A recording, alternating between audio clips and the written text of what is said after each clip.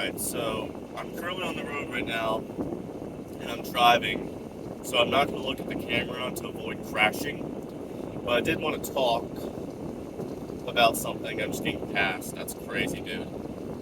It's a double yellow. Anyway, but I do want to talk about something that's crossed my mind recently, and that is purpose. Hopefully you can hear me with the air conditioner. Actually, I can just turn off the air conditioner. That works. Better. But I do want to talk about something, and that is the word purpose. What does it mean to have purpose in your life? And many people seek to find purpose because once you find purpose, purpose brings satisfaction. That's what ultimately people want. People want to be satisfied with their life. There's a lot of people who aren't satisfied with life, and it's because they're craving something that they don't have yet. And if they could get it either by good means through doing good deeds, or by bad means either through doing bad things or by taking drugs to satisfy that need. But ultimately, people want a purpose, and people are great at finding it in the wrong places. You'd think as many times as history has repeated itself, people would have realized by now that you can't find purpose in drugs. You can't find purpose in acquiring like tons and tons of useless assets. And by useless, I mean like fancy cars, things like that. They're fun for a while, but ultimately they don't bring satisfaction. You can't find purpose in random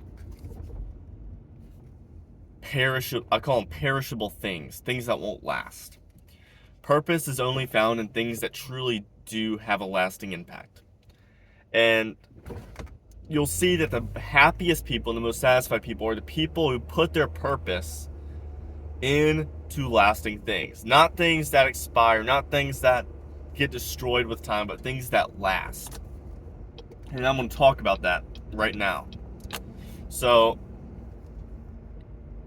when it comes to finding your purpose, I've done it all. Like, first thing, one of the easiest ways to find your purpose is money. You think, well, once I've acquired enough money, I will have found my purpose and I'll be happy and I'll be content. The problem is, people who make money eventually realize money doesn't buy happiness, because you get money, you get what you want, you buy the things that you want, but you're still not satisfied. You keep wanting more, so you can't find your purpose in money. And then sometimes it comes down to appearance. What?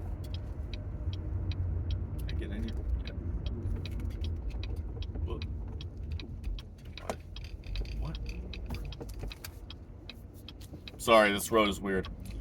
Anyway, some people seek to find their purpose in appearance. This is what we're seeing in the gym community culture. These guys, again, gym is a good thing. Making money is not a bad thing. Going to the gym is not a bad thing. It's when you take it too far to make it your life's purpose, or to make it a very high priority purpose in your life that it hurts you.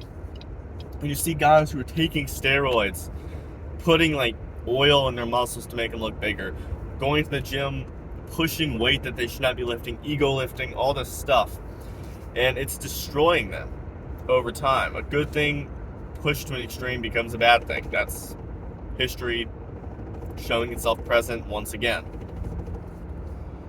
And so you see, purpose cannot be found in fleeting things. I mean, I think it's the book of Ecclesiastes talks about this constant theme of chasing wind. You can't catch it. It's not something that can be obtained. It's going to fly through your grasp. But even if you do manage to catch it for a tiny bit, it wasn't worth it, because in the end, it's just wind. Solomon found that out the hard way. And so where do you even find purpose? Well, the trick is to put your purpose into somewhere that's bigger than you. For instance, money. Everyone likes money, all right? But what if you changed your purpose with your money? Instead of making money for yourself, what if you showed others how to do the same? For instance, making a YouTube channel dedicated to showing people how to make money and manage their money. Maybe it's donating money at the offering basket at church. Maybe it's giving to the homeless guy on the street. Doing something productive with your money rather than using it for your own personal gain. The next, let's say for your gym. gym culture. Again, pushed to an extreme, it's a bad thing. But if maintained, you could do a lot of good with it. First of all, benefiting your health, that's a good thing. But ultimately, you could show others how to do proper form in the gym to make sure they don't hurt themselves, become a personal trainer, help other people get into the best shape of their life. Doing things that benefit others rather than you. This sounds like such a, I guess, ordinary thing to say. Like, oh, put your purpose into something that helps other people or the world. That sounds like, oh, that's very obvious, but you'd be surprised how many times or how often this goes completely over people's heads and they don't even realize it. It's like, it's so obvious. History shows that putting your purpose into helping others and helping the world is the best thing you can do, but yet people still strive to put their purpose into themselves rather than others.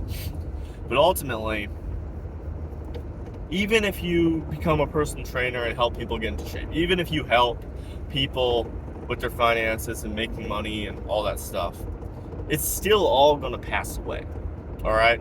People, every material thing, material and energy are not, they die eventually.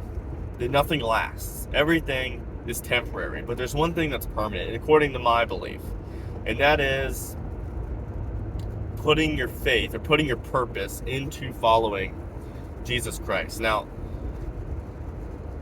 there's a reason religion has kind of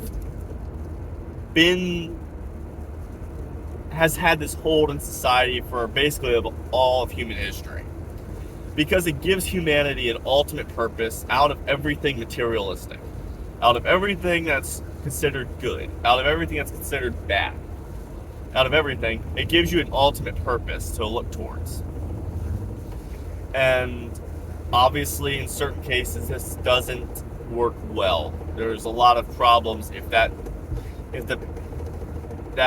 ultimate purpose can be manipulated, and a lot of people can get hurt in the process. But I believe that Jesus was right. I believe that he was the Son of God, and he came down to earth to tell us, hey, what is our ultimate? He came down and said, this is your ultimate purpose. You were to love the Lord your God with all your heart, soul, and mind, love your neighbor as yourself. That's literally it. Those two things. And if you can do that, if you can find a way to do that in your life, you have found your purpose. Your purpose is right there. Loving God, priority. Loving others, secondarily. And loving yourself, thirdarily. Alright? If you can do those, that is ultimate purpose. That's what it is. That's it. That's it. Thanks for watching.